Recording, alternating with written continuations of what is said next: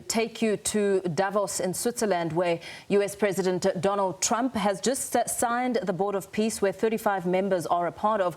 Now we are getting clarity as we take you live there on the composition of the Board of Peace. Let's listen in. Indispensable work to bring this deal together. Sheikh Mohammed, my good friend from Qatar, and Ali Al-Tawadi, Hakan, Fidan, and Ibrahim, General Hassan, and Foreign Minister Badr Abdulati, and of course President Sisi, and Prime Minister Netanyahu, former Special Envoy Ron Dermer, and Michael Eisenberg for all that they did. I would also like to thank our core working group and members of the Board of Peace who have been working nonstop on behalf of this incredible, noble effort, around the clock for months on end, sacrificing time with their families and their own personal lives because they believe in the mission and the vision that the President has set out for us. I'd also like to thank, those people include Tony Blair, Yakir Gabay, Josh Grunbaum, Aryeh Lightstone, Laron Tonkman, Admiral Cooper, General Frank, and I probably have forgotten some along the way. And then perhaps most importantly, I want to thank our administration. We have an incredible team. It's amazing to work for this administration. I think you see the results that we get on behalf of the President because he inspires us so much. So I'd like to thank the Vice President of the United States, J.D. Vance, for all of his help and guidance, our Treasury Secretary, of course, the Secretary of State, who we work hand in glove with, and a special thanks to our Chief of Staff, Susie Wiles, who is always available to us for consultation, for steering, and for all else that she does. Thank you.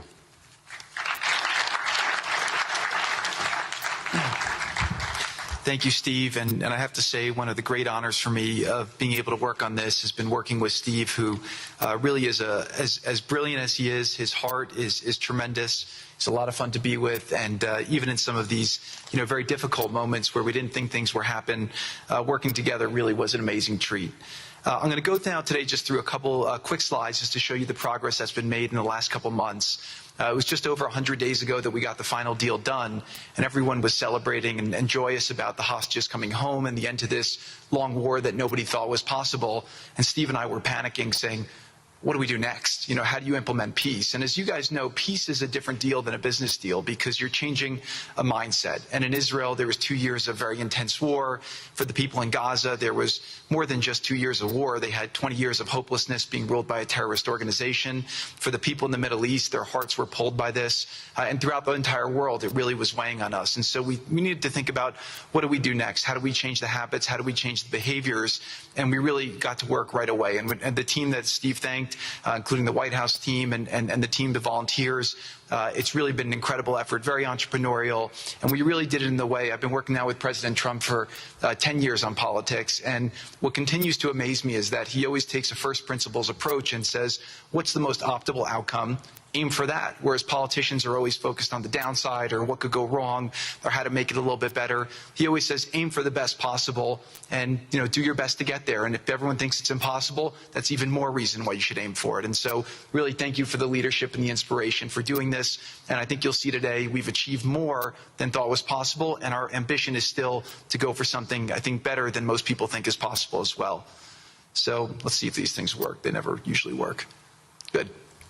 So quickly, I'll go through this 2-year war, 90,000 tons of munitions. There's over 60 million tons of rubble there, and tens of thousands of fatalities. Through the ceasefire, we were able to get to the 20-point plan, ceasefire, release of hostages. Getting the UN resolution passed was a huge, huge effort, really thanks to Mike Waltz and the whole team there. They did an incredible job. And we've then, with the help of the UN, we've worked very, very well with them. This is why you need a new organization like the Board of Peace to work with the UN. I want to thank Tom Fletcher, did an incredible job of really getting it going. We've done historic humanitarian aid. Going forward, number one thing is going to be security. Obviously, we've been working very closely with the Israelis to figure out a way through de-escalation. And the next phase is working with Hamas on demilitarization, which I'll talk about in a second. But without security, nobody's going to make investments. Nobody's going to come, build there. We need investments in order to start giving jobs. We want to take these people. 85% of the aid of Gaza, 85% of the GDP of Gaza has been aid for a long time. That's not sustainable. It doesn't give these people dignity. It doesn't give them hope. And so we want to use free market economy principles. A lot of what President Trump spoke about that he's doing in America, we want to bring the same mindset, the same approach to a place like Gaza to give these people the ability to thrive and have a good life. Let's see. So on the aid, I mentioned the UN. So now people are talking about famine. 100% of the food needs are met, and that's been overabundance. The cost of goods have gone down tremendously. Over 55,000 trucks have gone in, and over 1.4 million pallets. And it's been the largest humanitarian effort done into a war zone that anyone's been able to tell us about. This really has been a great joint effort that everyone's been able to do, and so it's a great thing. We all just heard from Ali. We have been so impressed. Steve and I were speaking to him and the entire committee. Such bravery of these people to step up. And we've worked with the Palestinian Authority, who's been helping us as well. But this committee is the first time it's a technocratic, apolitical committee. I really want to thank the Arab partners for helping us select the right people to do this. And we just need to believe in them and support them. I put this up here. It's probably a little too small for me to read, but this is really important if you saw the mission statement. So Hamas's mission statement was, we need to destroy the state of Israel. That has not worked well for the people, as we've seen. Their mission statement is, we are committed to establishing security, restoring the essential services that form the bedrock of human dignity, such electricity, water, healthcare, and education, as well as cultivating a society rooted in peace, democracy, and justice, operating with the highest standards of integrity, transparency. So these are the basic things. Their goal is to have peace and to help their people, which is an obvious mission statement for a government, but actually fairly novel for Gaza. So we did a master plan. We brought in, I thank Yakir Gabay, who's one of the most successful real estate developers and brilliant people I know. He's volunteered to do this, not for profit, really because of his heart. He wants to do this. And we've developed ways to redevelop Gaza. Gaza, as President Trump's been saying, has amazing potential. And this is for the people of Gaza. We've developed it into zones. In the beginning, we were toying with the idea of saying, let's build a free zone, and then we have a Hamas zone. And then we said, you know what, let's just plan for catastrophic success. Hamas signed a deal to demilitarize. That is what we are going to enforce. People ask us what our plan B is. We do not have a plan B. We have a plan. We signed an agreement. We are all committed to making that agreement work. There's a master plan. We'll be doing it in phasing. In the Middle East, they build cities like this in 2-3 million people. They build this in 3 years. And so stuff like this is very doable if we make it happen.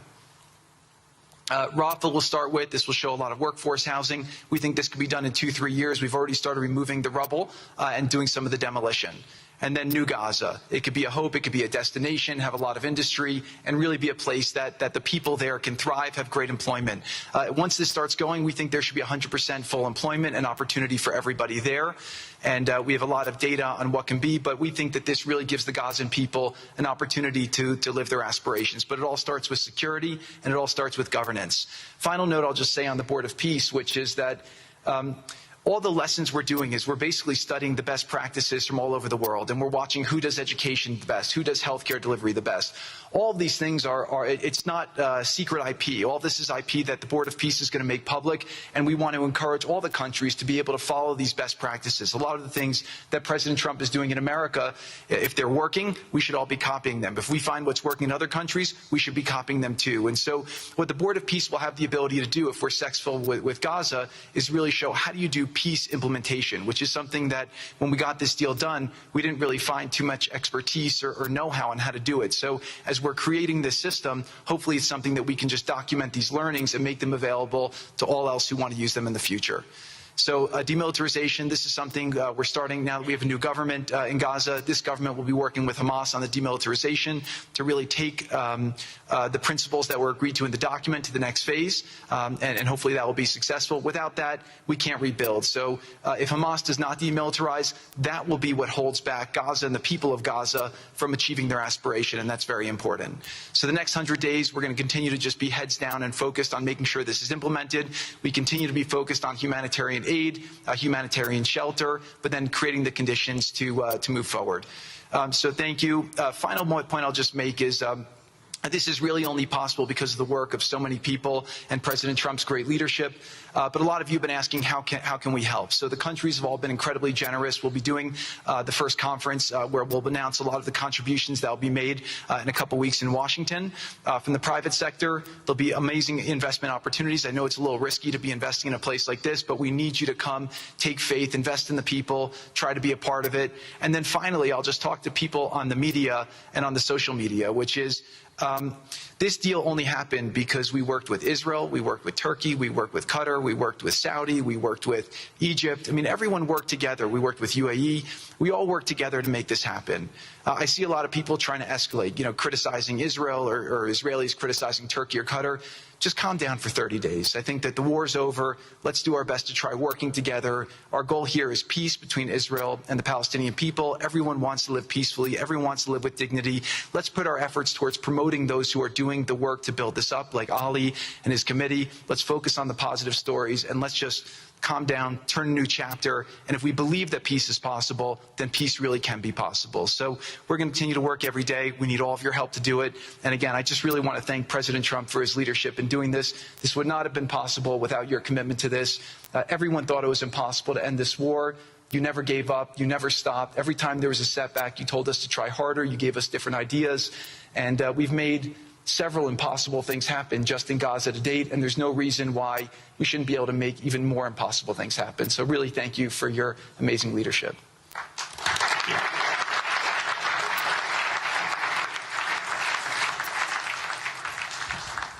Thank you, Jared. Right, we come out of that words of thanks on the composition of the Gaza Board of Peace, made up of several leaders from around the world. Of course, on the back of President Donald Trump leading the signing in Davos, Switzerland.